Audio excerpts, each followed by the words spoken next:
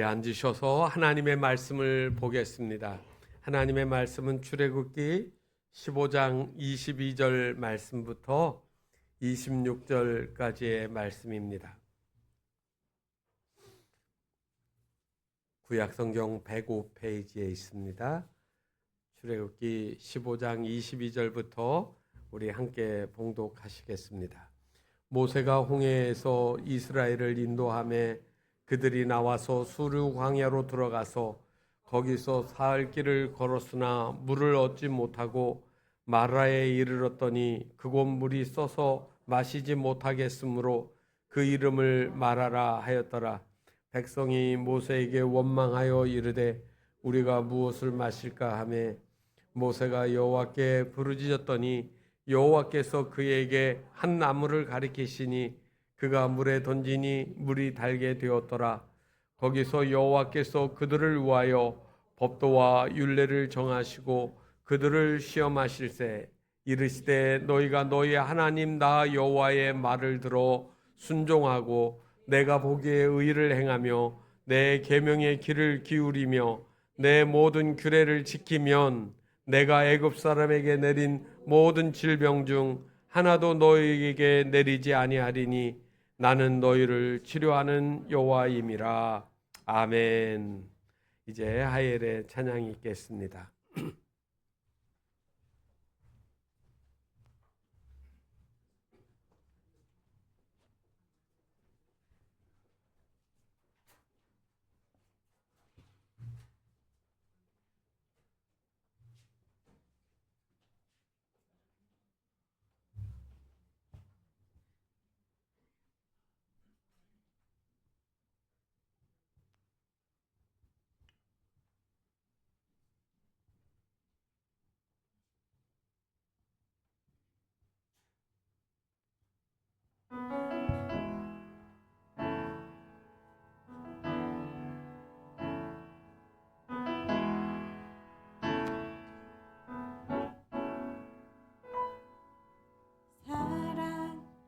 좁은 길 누가 그 길을 가려나 겸손 그 이름 없는 길 누가 그 길을 가려나 사랑 그 좁은 길 누가 그 길을 가려나 겸손 그 이름 없는 길 누가 그 길을 가려나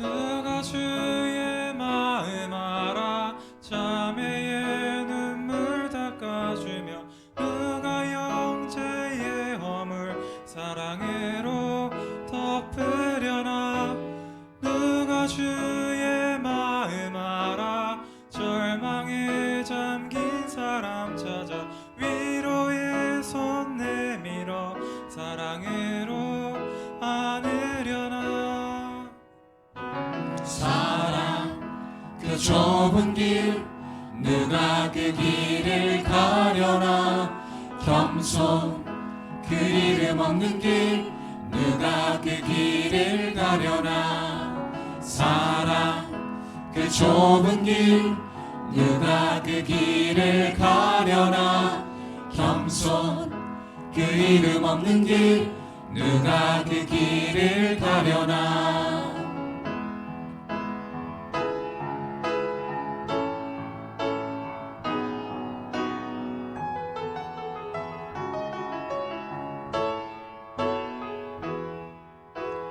누가 주 영광 위에 스스로 낮아지며 세상의 자랑도 즐거이 포기하려나 누가 주 영광 위에 내 자유를 내려놓고 십자가 사랑 안에 즐거이 매이려나 사랑 그 좁은 길 누가 그 길을 가려나 겸손 그 이름 없는 길 누가 그 길을 가려나 사랑 그 좁은 길 누가 그 길을 가려나 겸손 그 이름 없는 길 누가 그 길을 가려나 사랑 그 좁은 길 누가 그 길을 가려나 겸손 그 이름 없는 길 누가 그 길을 가려나 누가 그 길을 가려나 누가 그 길을 가려나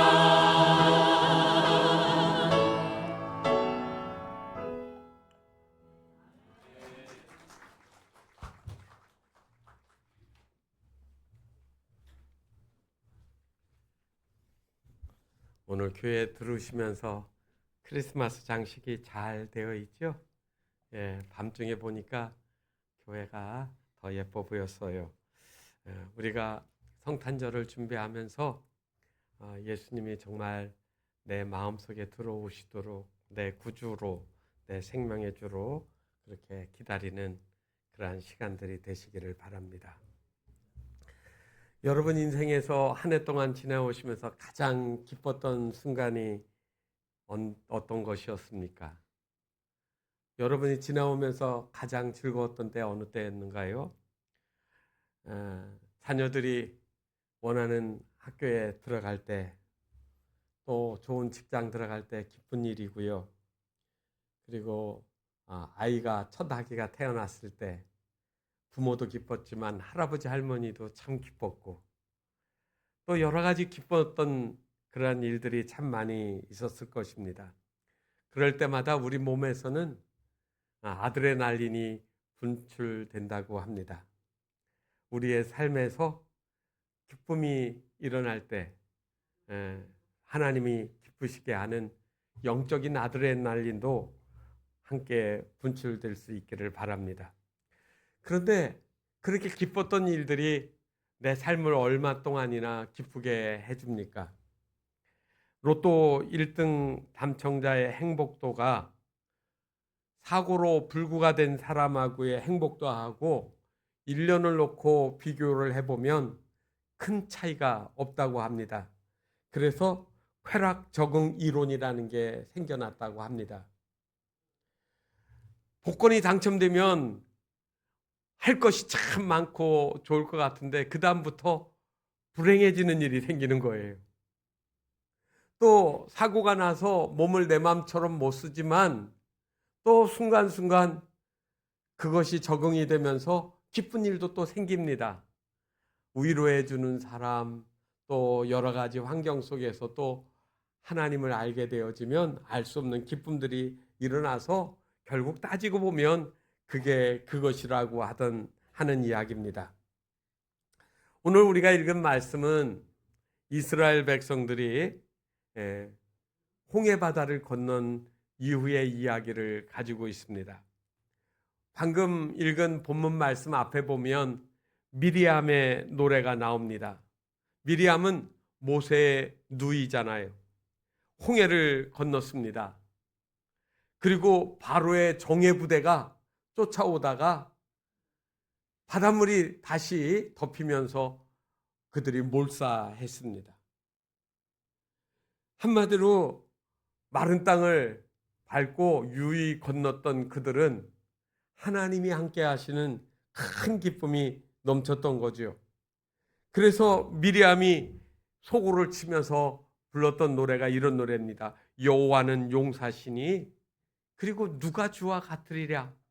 하나님 밖에는 정말 기뻐하고 감사할 것이 없는 것처럼 들떠서 기쁨으로 춤을 추는 그들의 모습을 나타내고 있습니다. 그런데 오늘 22절 말씀부터 보면 이야기가 급반전합니다. 수르 광야로 들어가서 거기서 사흘 길을 걸었으나 물을 얻지 못하고, 아까 말한 것처럼 쾌락 적응증이 딱 3일이 지나니까 이번에는 뭐로 바뀌느냐면 불평과 원망으로 바뀌는 겁니다. 홍해의 간격이 원망으로 바뀌는데 딱 몇 시간 걸렸습니까? 72시간에 다 없어지고 말았다는 이야기죠. 오늘 이 세상을 살아가는 많은 사람들, 그리스도인들조차도 은혜와 감격, 기쁨이 오래 지속되지 못하고 마치 사흘 만에 끝나는 것처럼 바뀔 수가 있습니다. 지난주에는 은혜가 충만했는데 이번 주에는 현실적인 문제 때문에 근심하면서 교회에 나올 수 있습니다. 지난주에는 승진했는데 이번 주에는 막혀진 일의 산더미처럼 많은 것을 보면서 짜증스러워질 수도 있습니다. 결혼을 해서 감사와 기쁨이 넘쳤었는데 갑자기 아이가 생기지 않아서 고민이 생긴 가족도 있습니다. 여러분, 사람이라고 하는 것은 마치 아드레날린이 분출되는 것처럼 늘 즐겁고 익사이팅한 흥분되는 그러한 일들만 일어나는 것이 아니라는 말입니다. 하나님은 오늘 우리에게 마라의 쓴물에 대해서 말씀하고 있습니다. 인생의 쓴맛은 실패가 아니라는 사실을 우리에게 알려주시는 겁니다. 혹시 내 생각대로 내가 원하는 것이 이루어지지 못해서 초조하고 낙심되고 그리고 하나님께 대하여 원망스러운 마음을 가지신 분들이 있나요? 그러한 고통스러운 순간들이 2년, 3년, 길게 4년, 5년까지 이어지는 것을 보면서 아주 포기하지는 않으셨습니까? 이러한 문제를 느끼는 것은 우리에게 진짜 치료자 되시는 하나님을 만나도록 하시는 초청장이라는 사실을 기억하셔야 합니다. 이 시간 마라의 쓴물 곁에 서 있는 우리 인생에게 십자가라는 생명의 나무를 던져주시는 주님을 발견하실 수 있기를 주님의 이름으로 축복합니다. 이스라엘이 오늘 말씀을 보면 홍해를 건너서 수르 광야로 들어갔다라고 이야기를 합니다. 수르 광야라는 말은 이 가나안 땅하고 애굽 사이에 있는 중간 지대를 가리키는 말입니다. 실제로 가보면 그 지역은 오늘날의 네게부 지역이라고도 할 수 있는데 거기는 나무가 없습니다. 그렇다고 또 모래만 있는 것도 아닌데 황무한 들판입니다. 모래바람이 불고 먼지가 일어나고 그늘이 없어서 사람이 생존하기 어려운 곳입니다. 그런데 하나님이 지금 홍해를 건넌 그들이 첫 번째로 만난 곳이 수르 광야입니다. 200만 명이 넘는 백성들이 가축들을 끌고 나왔습니다. 그들에게 절대적으로 필요한 것은 금도 아니고 은도 아니고 뭐가 필요합니까? 물이 필요합니다. 그런데 하루를 못 마시고 그저 입술이 발싹발싹 타면서 하루를 걸으면 여러분 얼마나 피곤하겠습니까? 이틀이 지났습니다. 물을 먹지 못했습니다. 또 사흘이 되었습니다. 아이들이 물 달라고 웁니다. 물을 먹지 못한 노인들이 쓰러지고요. 고통스럽기가 그지없습니다. 모두 다 충혈된 눈으로 물 하고 있는데 저기에 오아시스가 보입니다. 얼마나 기뻤을까요? 사람들은 기진맥진하고 있다가 함성을 지르면서 그 오아시스로 달려갔을 겁니다. 그리고 우물을 퍼서 먹으려고 하는데 갑자기 비명소리가 들립니다. 물을 뱉어버리면서 말하기를 쓰다라고 이야기를 합니다. 히브리어 마라라는 이 말은 단순히 맛이 없다라는 그런 뜻이 아닙니다. 이 물에게는 독성이 있어서 먹으면 배탈이 나거나 죽을 수 있는 것을 가리키는 말이고요. 또는 염분이 너무 많아서 먹으면 더 갈증이 더 심해지는 것을 의미하는 말입니다. 그러니 그 물을 먹을 수 있습니까? 먹으면 먹을수록 목이 타는 물. 그래서 그 물은 먹을 수 없는 물이었습니다. 기대가 크면 실망도 크지요. 차라리 오아시스가 보이지 않았더라면 덜 속상했을 텐데 물이 있는데 마실 수 없는 고통, 여러분 그것이 마라입니다. 돈이 필요한데 돈이 있어야 되는데 돈이 없으면 돈에 마라가 생기는 거죠.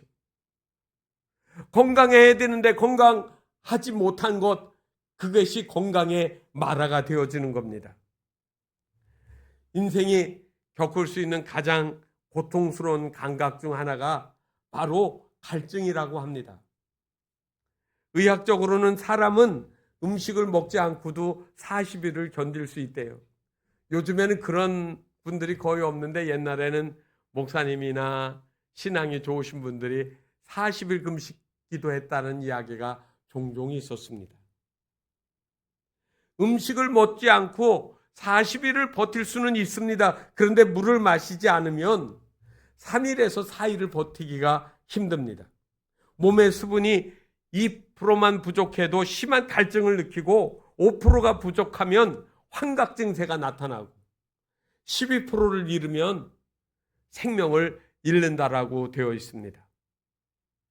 이때 백성들이 어떻게 반응을 했습니까? 24절에 보니까 백성이 모세에게 원망하여 이르되 이렇게 나옵니다. 그들은 문제가 있을 때 하나님께 기도하던 모세의 모습을 보지 않았습니까? 홍해가 있을 때 홍해 앞에서 저희들은 원망했지만 모세는 하나님께 나가서 부르짖어 기도했습니다. 그것이 반면교사가 되고 모델이 됐으면 좋았을 텐데 그들은 또 물이 없다고 하나님 앞에 기도하기보다는 모세를 공격하기 시작하는 겁니다. 우리가 무엇을 마실까? 이거는 단순한 질문이 아닙니다. 당신이 우리를 여기까지 끌고 왔으니까 책임져라. 차라리 애굽이 나았다라고 분노하는 말들입니다. 이러한 분노들이 시대는 다르지만 오늘 그리스도인들이 동일하게 하고 있지는 않습니까? 우리는 구원받았습니다. 구원받았다라고 하는 것은 홍해를 건넜다는 얘기 아닙니까? 그렇지만 우리 아직 어디는 못 들어갔습니까? 젖과 꿀이 흐르는 약속의 땅에는 못 들어가고 있습니다. 우리가 살아가는 이곳은 지금 어딜까요? 광야입니다. 수르 광야입니다. 내가 생각하고 기대했던 것처럼 모든 것이 척척 풀려나가는 곳이 아닌 목마름이 있는 곳, 순물의 시련과 고통이 있는 곳. 그래서 우리는 수르 광야를 지나가고 있습니다. 오늘 이 수르 광야를 하나님이 우리에게 만나게 하신 이유가 무엇인지, 우리는 그곳에서 어떠한 삶으로 나가야 될지를 생각해 보려고 합니다. 수르라는 말의 뜻은 벽이라는 말입니다. 벽, 장벽, 담장, 그런 거죠.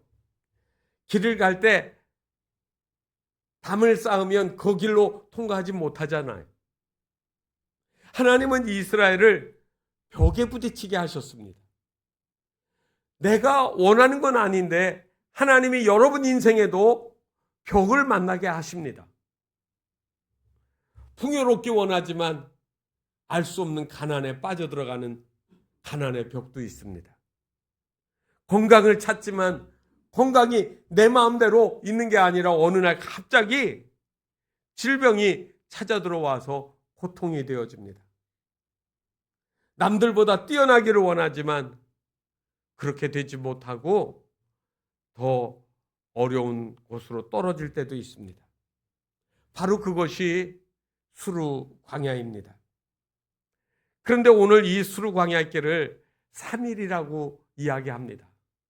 여러분만 수르 광야를 만날까요? 아니면 어떤 특별한 사람만이, 잘못된 사람만이 만나는 것일까요? 아닙니다. 모든 사람, 신앙인들도 이 수르 광야와 같은 벽을 만나게 되어 있습니다. 여러분, 성경에 보면 아브라함이 이삭을 데리고 모리아 산으로 가는 장면이 나옵니다. 그때 가는 길이 3일 길이라고 사흘 길로 나옵니다. 모리아 산까지 3일이라는 이 시간은 아브라함이 하나님께 순종을 하지만 얼마나 답답한, 미래가 안 보이고 앞이 생각이 되어지지 않는, 하나님 말씀에 순종하지만 내 인생이 여기에서 끝인 것 같은 암울한 순간들을 사흘 동안 지나고 있지 않았을까요? 그런데 아브라함은 그 순간에도 하나님을 의지하고 있었습니다. 말씀대로 순종해 보는 겁니다. 나에게는 길이 없다고 생각하는데 하나님은 또 어떤 길을 내시리라고 하는 약속을 그는 믿었던 겁니다. 너에게서 하나님이 약속해 준 생명이 태어나고 거기에서 하늘의 별처럼 바닷가의 모래처럼 내 후손이 많아지리라고 하는 하나님의 약속이 지금 사라지는 것 같지만 그러나 그 본래의 약속을 아브라함이 믿고 있었던 겁니다. 인생의 장벽을 만나고 있을 때, 난관을 만나고 있을 때 여러분들은 하나님의 말씀을 상기하셔야 합니다. 요나는 자기 마음대로 도망을 쳤습니다. 니느웨로 가지 않고 다시스로 가려고 배 타고 반대길로 갔습니다. 자기 의지를 가지고 도망을 치다가 바다에서 큰 풍랑이 일어나고 그리고 이 요나는 바다에 던짐을 받습니다. 그리고 성경에 보면 큰 물고기 뱃속에 들어가 있었다라고 합니다. 그 시간이 몇 시간이었을까요? 사흘이라고 나옵니다. 사흘 동안 앞이 보이지 않습니다. 내 인생은 내 것이 아닙니다. 물고기가 끌고 다니고 헤엄쳐가는 곳에 자기는 이제는 답답하게 알 수 없는 시간들을 보내고 있습니다. 그게 인생의 벽 아닙니까? 내가 해결할 수 없는 절망의 공간. 우리 누구에게나 그러한 시간들을 우리는 만나고 있습니다.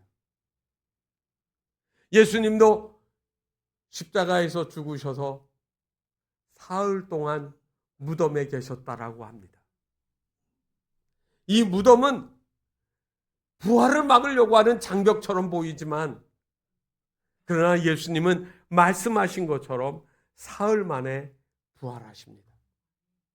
성도 여러분, 믿음의 사람들은 수르광야 사흘 길을 그냥 아무렇지도 않게 지나가는 것이 아니라 고통스럽고 길이 보이지 않고 답답하고 그리고 두려운 마음이 가득하지만 그러나 그곳에서 하나님을 만나고 있는 겁니다. 우리는 흔히 예수 믿으면 만사형통이라는 생각을 하고 믿음을 시작합니다. 그런데 성경은 홍해의 기적 다음에 엘린이 나온 게 아니라 마라가 나오도록 마라로 빠뜨려 놓는 이야기가 나옵니다. 물 없는 광야, 수르 광야를 만나고 있지 않습니까? 왜 그랬을까요? 왜 하나님은 우리 인생을 수르 광야로 빠뜨리실까요? 여러분, 이 말은 25절 하반부에 짧게 그 답이 나와 있습니다. 그들을 시험하실세.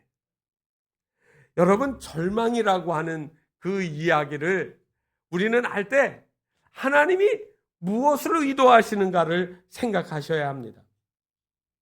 물이 없는 절망의 길은 하나님이 없는 길이 아닙니다.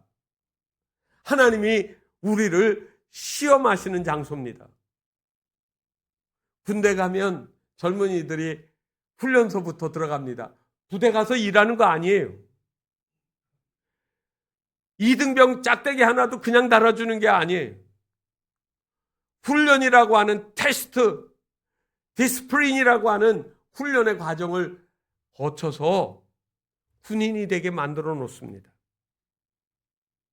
다시 말하면 이 사람은 나라에서 주는 총을 들고 국방을 할 수 있는지를 보려고 총 쏘는 법도 가르치고 군인으로 살아갈 수 있는 방법을 그들에게 익혀주려고 훈련을 하시는 거죠. 여러분, 하나님은 하나님의 백성들이 그냥 길을 가면서 저절로 갑자기 근육이 확 생기고 그리고 싸울 수 있는 큰 용사가 되는 것이 아니라는 사실을 압니다. 절대적으로 중요한 게 뭘까요? 그 어려움 속에서 하나님을 의지하고 절망의 정말 두려운 공포 속에서 믿음으로 이겨나갈 수 있는 하나님의 사람이 되게 하시려는 거죠. 여러분들의 인생에 무리 없는 시간, 고단한 절망의 시간들은 그동안 내가 물질을 의지하고 세상의 것들을 붙잡고 살려고 했던 그것에서 보이지 않는 하나님을 붙잡고 의지하게 만들려고 하나님이 우리를 시험의 자리로 들어가게 하십니다. 제가 아는 어느 집사님, 저에게 어느 날 전화를 해서 울면서 전화를 하셨어요.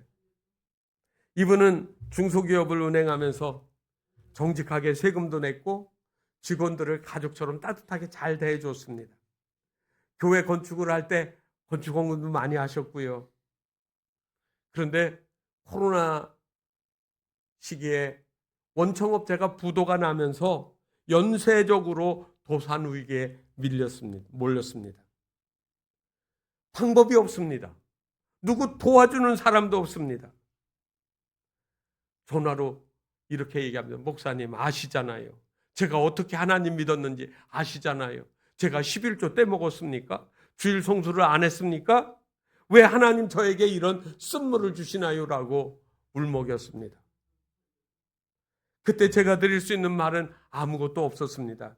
집사님, 마라가 없으면 우리는 하나님을 공급자로만 알지 치료자로는 모르잖아요. 이 쓴물은 집사님을 망하게 하는 독이 아니라 하나님을 더 깊게 알게 하시는 기회가 될 수 있습니다. 낙심하지 마세요. 기도하세요.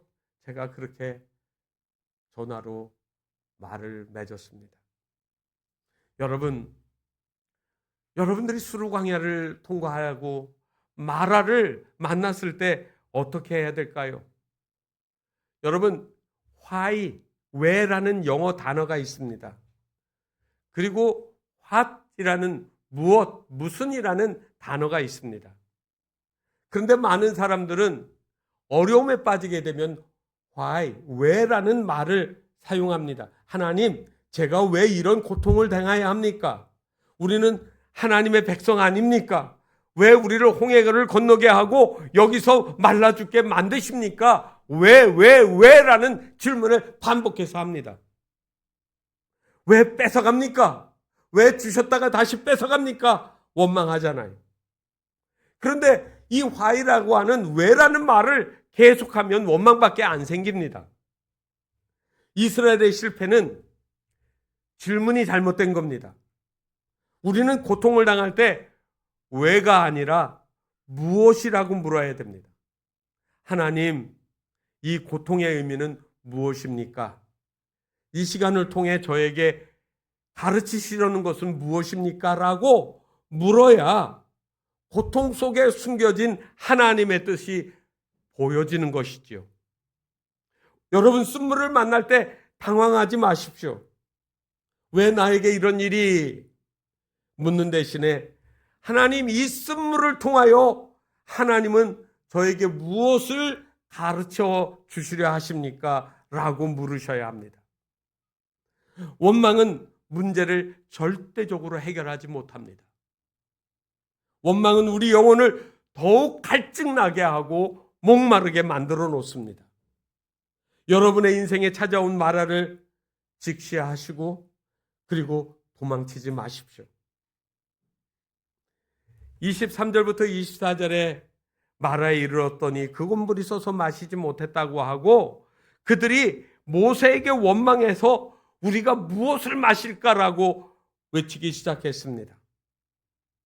말씀드린 것처럼 마라는 쓴 고통입니다. 룻기에서 나오미가 고향으로 돌아와 가지고 고향 사람들이 나오미가 돌아왔다고 반가워했습니다. 그랬더니 뭐라고 했습니까? 나를 나오미라고 부르지 마라. 나는 마라다. 나는 쓴물, 괴로움이라고 자신을 이야기했었습니다. 그런데 성경을 보면 룻기에서 우리는 무엇을 볼 수 있습니까? 룻기에서 하나님은 나오미가 모압에서 남편도 잃고 자식도 잃고 빈손으로 돌아온 것 같지만 거기에서 그는 룻과 함께 삶을 통하여서 놀라운 반전이 일어나게 하시지 않았습니까? 절망이고 길이 안 보여요.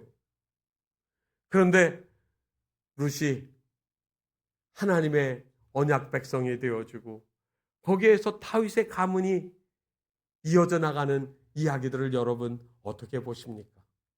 하나님은 이 이방 여인 모압 여인에게 놀라운 하나님의 축복을 숨겨두고 계셨던 겁니다. 원망이라는 말은 히브리어로 룬이라는 말입니다. 이건 단순히 아이고 힘들어 이 정도가 아닙니다. 고집스럽게 하나님을 원망하고 또 원망하고 밤새도록 그거를 묵상하고 있는 겁니다. 고난을 묵상하고 고난을 불평하고 한순간도 떠나지 않는 것. 여러분, 이것이 하나님이 없는 인생들의 모습 아닙니까?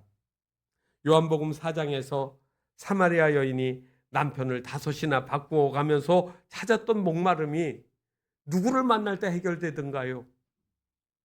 예수님을 만날 때, 생수의 근원이 되시는 예수님을 만날 때 해결이 되어졌습니다. 우리는 자주 쓴물 마라를 만납니다. 믿었던 사람이 배신할 때 쓴물입니다. 건강검진 결과가 좋지 않게 나올 때 쓴물이라고 합니다. 자녀들이 방황하고 탈선할 때 우리의 인생에 쓴물이 시작이 되어집니다. 그럴 때 우리는 인생의 방황을 하고 원망하고 하나님을 떠나는 것이 아니라 그 목마름 속에서 하나님이 나에게 두시는 의미가 있다라는 사실을 아셔야 됩니다. 이 고난은 결코 무가치한 일이 아니라 분명히 하나님이 뜻하시는 무엇인가 있다라고 믿고 기도하고 끝까지 나가셔야 한다는 말입니다. 카우만 부인이 쓴 광야의 샘이라는 책에 이런 내용이 나옵니다. 카우만 부인이 어느 날 나가서 보니까 누에꼬치가 하나가 있는데 거기에 막 누에꼬치를 해치고 지금 애벌레 하나가 지금 나오려고 하고 있습니다. 가만히 보니까 나비였습니다. 발버둥을 치고 있는데 그 모습이 너무 애처로워서 들어가서 작은 가위로 나오려고 하는 그 부분을 가위로 잘 잘라줘서 잘 나올 수 있게 해줬습니다. 그리고 흐뭇하게 생각했습니다. 내가 참 오늘 비록 이 애벌레지만 내가 좋은 일 했다. 그런데 결과는 어떻게 됐을까요? 쉽게 나왔습니다. 그런데 나와서 엉금엉금 기어다니다가 그만 날지도 못하고 죽었습니다. 그 작은 구멍을 나오려고 발버둥을 칠 때 온몸이 막 그냥 힘을 쓰면서 날개로 힘이 가면서 힘이 온몸으로 퍼져나가야 되는데 그래야 날아오를 수 있는데 쉽게 날아갈 수 있도록 구멍을 뚫어줬거든요. 그러니까 날지 못하고 나비가 되어서 넓은 하늘을 공중을 마음대로 날아다니는 기쁨을 잊어버렸다는 말입니다. 여러분, 사람이 고난이 없이 아무런 문제 없이 순탄하게 잘 가면 그 사람이 훌륭한 사람 될까요? 어려운 가정에서 힘들게 어렵게 공부하고 고난을 이겨나가고 부모님께 도와드리면서 애를 썼던 그 자녀들이 나쁘게 되기보다는 더 잘된 경우를 저는 많이 보았습니다. 저는 목사니까요. 큰 대형교회 목사님 가정에서 자녀들을 풍성하게 대준 가정에서 물론 잘된 자녀들이 있지만 저는 대부분 그 자녀들이 잘 안 된 거 많이 봤습니다. 여러분들이 알만한 목사님들, TV에 잘 나오는 목사님 자녀들이 잘 안 돼서 그 은퇴한 목사님들이 마음 아파하는 모습을 좀 봤습니다. 반대로 시골의 저 구석에서 어렵게 자녀들을 길러서 자기들이 스스로 돈 벌어가며 긴 시간 동안 공부해야 됐던 그 자녀들이 나중에 더 잘 되는 거예요.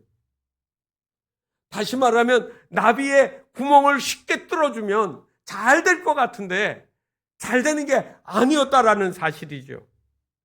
시편 119편 71절에 이렇게 나와 있습니다. 고난당한 것이 내게 유익이라. 이로 말미암아 내가 주의 율례들을 배우게 되었나이다. 여러분, 25절의 시험할세 밑에가 무슨 말입니까?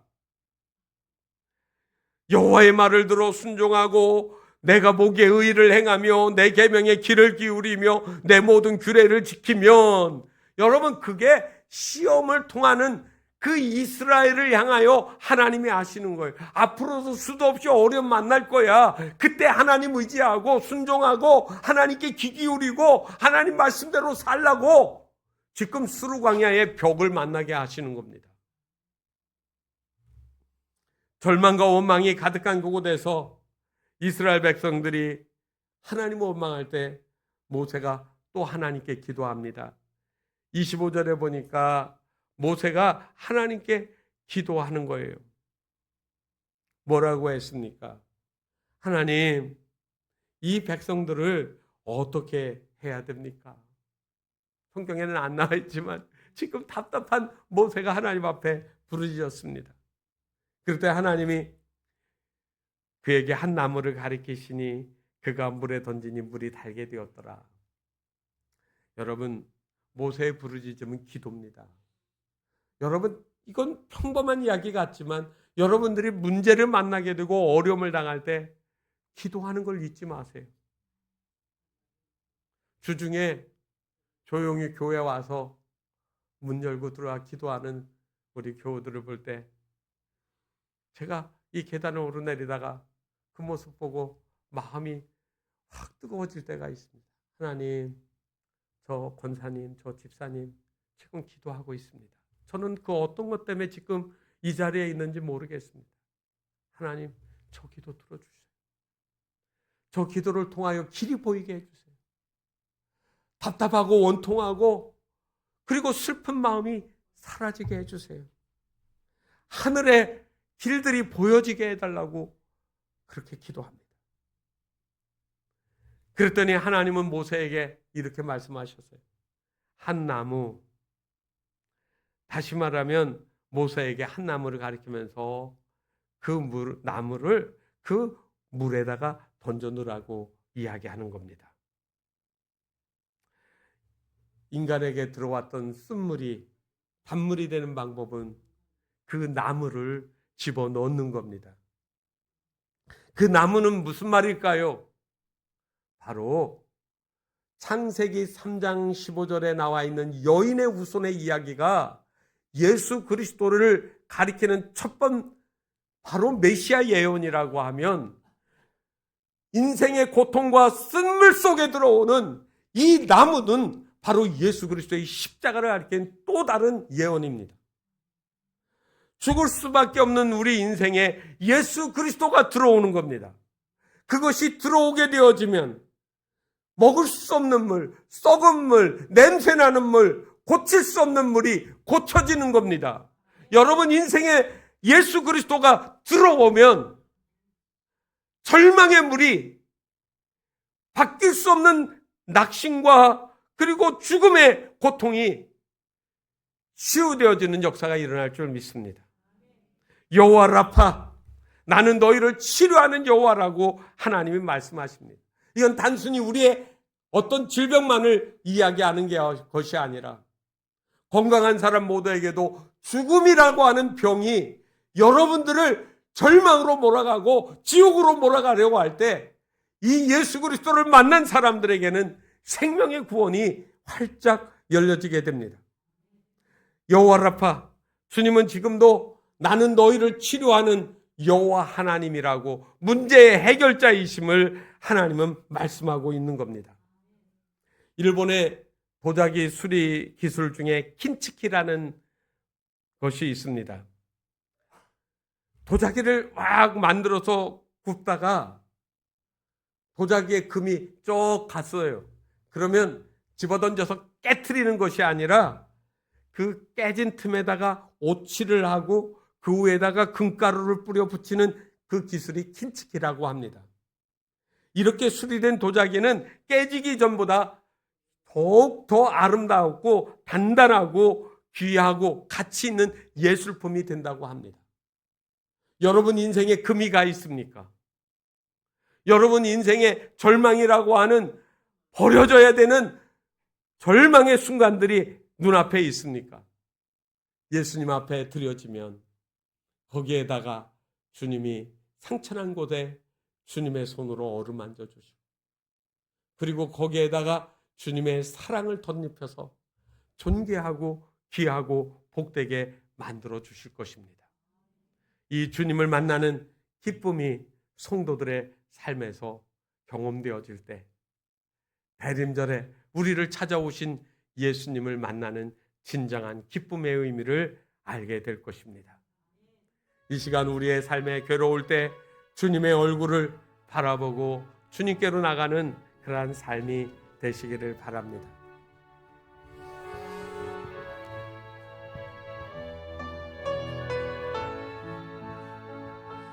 괴로울 때 주님의 얼굴 보라, 영화의 주님 바라보아라.